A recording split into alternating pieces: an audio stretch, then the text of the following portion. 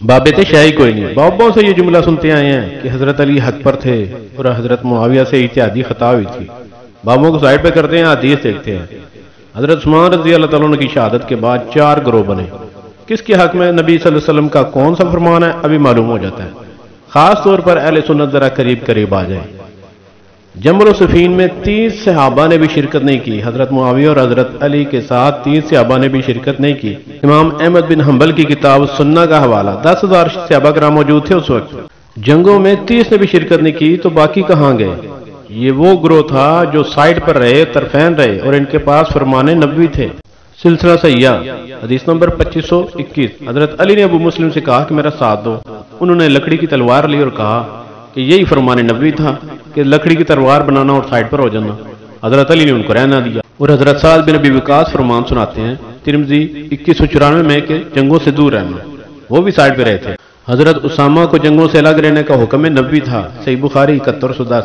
محمد بن مسلمہ رضی اللہ تعالیٰ عنہ کو حکم تھا کہ تلوار توڑ دینا اور الگ رہنا، ابن ماجہ 3962۔ صحیح مسلم 7252۔ احنف بن قیس اور ابو بکرہ رضوان اللہ بھی ان جنگوں سے حکم نبوی کی وجہ سے الگ رہے۔ اسی طرح بخاری 3601 اور مسلم 277 ہے۔ یہ حدیث تقریباً تمام کتب میں کئی اسناد سے آئی ہے۔ کم و بیش 10,000 صحابہ کرام رضوان اللہ علیہم اجمعین کا یہ گروہ حق پر تھا اور ان کے پاس احادیث نبوی تھیں۔ ابن عمر جیسا ہے ہی کوئی نہیں، تو اڈے نیوٹرل تھے، شاہی کوئی نہیں۔ ایک لنڈے کا محقق یہ بھی کہتا تھا کہ نیوٹرل تھے، شاہی کوئی نہیں، حالانکہ ان کے پاس احادیث نبوی تھی اور وہ ہمیشہ حق پر تھے۔ اور اگر اہل کوفہ اتنے حق پر ہوتے تو وہ جو نیوٹرل رہے تھے وہ ان کی جماعت میں شامل نہ ہو جاتے۔ دوسرا گروہ اہل شام، معاویہ بن ابو سفیان رضی اللہ عنہ، صحابہ کرام ساتھ کھڑے تھے۔ نبی صلی اللہ علیہ وسلم فتنوں کا ذکر کر رہے تھے، اتنے میں پاس سے ایک شخص چادر اوڑے گزرا۔ آپ صلی اللہ علیہ وسلم فرمایا کہ یہ اور اس کے ساتھی حق پر ہوں گے۔ اتنے میں صحابہ گئے اور شخص کو روک کر دیکھا تو وہ حضرت عثمان رضی اللہ تعالیٰ عنہ تھے۔ انہوں نے کہا یا رسول اللہ یہ عثمان ہے؟ فرمایا ہاں، یہ اور اس کے ساتھی حق پر ہوں گے۔ اور یہ حدیث مسند احمد میں 12242 سے 12247 تک متواتر 4-5 احادیث ہیں، اور جامع ترمذی میں 3704 نمبر پر ہے، مشکات میں 6076 نمبر پر ہے، ابن ماجہ میں 111 نمبر پر ہے۔ اور ان حدیث میں صرف فتنوں کے دور کو منشن کیا گیا ہے، شام اور کوفہ کی زمین یا خطے اور ملک کو نہیں۔ وہ تو درجنوں حدیث شام کو برکتوں اور کوفہ کو فتنوں کی زمین کہا گیا، وہ الگ حدیث ہے، آدھا گھنٹہ لگ جائے گا، اس پر الگ ویڈیو بناؤں گا۔ اور یہ جو کہتے ہیں نا کہ اہل سنت کے نزدیک ایسے ہے، اہل سنت کے نزدیک ویسے ہے، ان کے لیے تحفہ ہے۔ حضرت حسن رضی اللہ تعالیٰ عنہ معاویہ رضی اللہ تعالیٰ عنہ سے صلح کے بعد فرماتے ہیں کہ میرا اور معاویہ کا اختلاف عثمان کے خون کا ہے، اور میں سمجھتا ہوں کہ مجھ سے معاویہ زیادہ مستحق ہے۔ مستدرک الحکم حدیث نمبر 4813۔ حضرت علی نے اہل شام کو خطا پر سمجھا اور حضرت حسن نے اہل شام کو خود سے زیادہ مستحق سمجھا۔ اب حضرت حسن اور حضرت علی میں سے کون خطا پر ہے یہ اہل سنت کے بابوں نے نہیں بتایا۔ خیر، اگلی حدیث، فتنوں کے دور میں ایمان والوں کا مرکز شام ہوگا، اور یہ نسائی 3591 اور مسند احمد 4836 نمبر پر ہے، صحیح بخاری 3641 نمبر پر ہے، اور مسند احمد 12726۔ فتنوں کے دور میں اہل شام ہمیشہ حق پر ہوں گے۔ ویڈیو کا دورانیہ کم رکھنا ہے، اتنے ہی حوالے کافی ہیں۔ اگلا گروہ ہے خوارج، منافقین، عثمان رضی اللہ عنہ کے قاتلین۔ فرمایا عثمان اگر اللہ تجھے خلافت کی قمیض پہنائے اور منافقین اسے اتارنا چاہیں تو اسے مت اتارنا، ابن ماجہ 112 نمبر پر حدیث ہے، اور جامع ترمذی 3705 نمبر پر حدیث ہے۔ خوارج دین سے باہر ہوں گے، بخاری 6934، مسلم 2470۔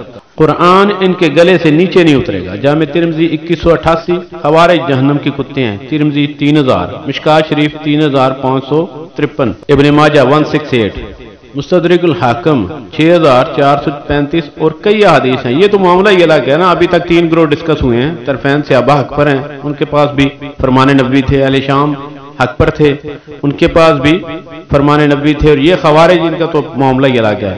چوتھا گروہ حضرت علی رضی اللہ تعالیٰ عنہ کا، اہل کوفہ کا۔ حضرت علی کے پاس اہل شام سے اختلاف پر کوئی فرمان نبوی نہیں تھا۔ یہ میں نہیں کہہ رہا، یہ حضرت علی کا اپنا جملہ ہے، بلکہ حضرت عمار رضی اللہ تعالیٰ عنہ کا بھی اپنا جملہ ہے۔ ابو داؤد شریف کی حدیث ہے 4666۔ قیس بن عباد رضی اللہ عنہ نے حضرت علی رضی اللہ تعالیٰ عنہ سے پوچھا کیا آپ کے پاس معاویہ رضی اللہ تعالیٰ عنہ کے خلاف نکلنا رسول اللہ صلی اللہ علیہ وسلم کے فرمان کی بنا پر ہے یا آپ کی ذاتی رائے ہے؟ انہوں نے کہا مجھے رسول اللہ نے اس بارے میں کچھ نہیں فرمایا، بلکہ یہ میری ذاتی رائے ہے۔ اور مسند احمد میں باب بھی اسی حوالے سے ہے، سیدنا علی کا سیدنا عمار اور سیدنا حسن کو کوفہ بھیجنا تاکہ وہ ان سے لڑائی میں شریک ہونے کا مطالبہ کریں، یہ باب باندھا گیا ہے مسند احمد میں۔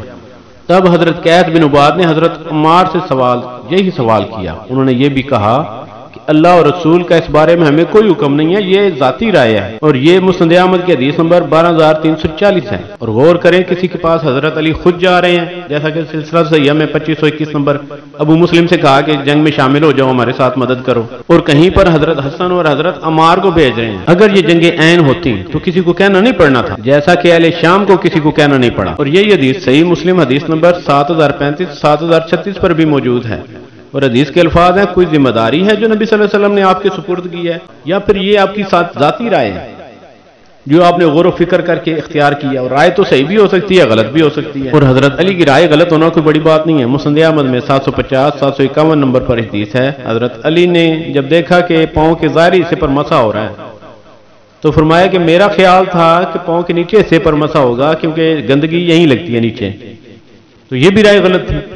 صحیح بخاری میں حضرت علی نے اپنی رائے سے ابن سبا کی قوم کے کچھ لوگوں کو جلا دیا، تو ابن عباس رضی اللہ تعالیٰ عنہ نے کہا کہ اللہ تعالیٰ کی صفت جلانا میں ہوتا تو مرتد لوگوں کو مار دیتا، جلاتا نہیں، یہاں بھی رائے غلط نکلی۔ صحیح بخاری حدیث نمبر 4424 اور 3729 میں ابو جہل کی بیٹی جویریہ جو اسلام لے آئی تھی، ان کو حضرت علی نے پیغام نکاح بھیجا، اور یہ بات نبی صلی اللہ علیہ وسلم کو معلوم ہوئی تو وہ بہت برہم ہوئے، غصے میں ہوئے، اور حضرت علی نے اپنی رائے واپس لے لی۔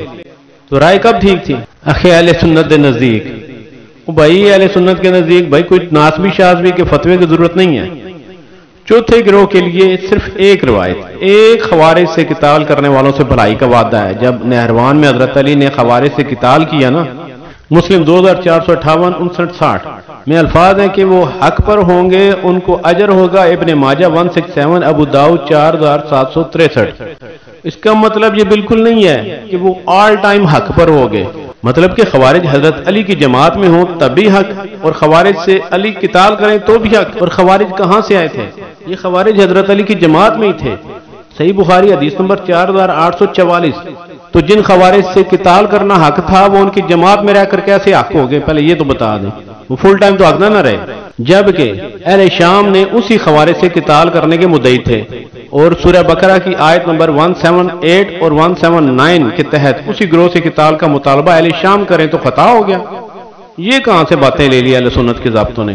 اچھا، ایک دو روایتیں اور بھی سنائی جاتی ہیں جن سے یہ استدلال کیا جاتا ہے کہ حضرت علی آل ٹائم حق پر تھے۔ ایک روایت ہے حضرت علی حق کے ساتھ اور حق علی کے ساتھ، جامع ترمذی حدیث نمبر 3714۔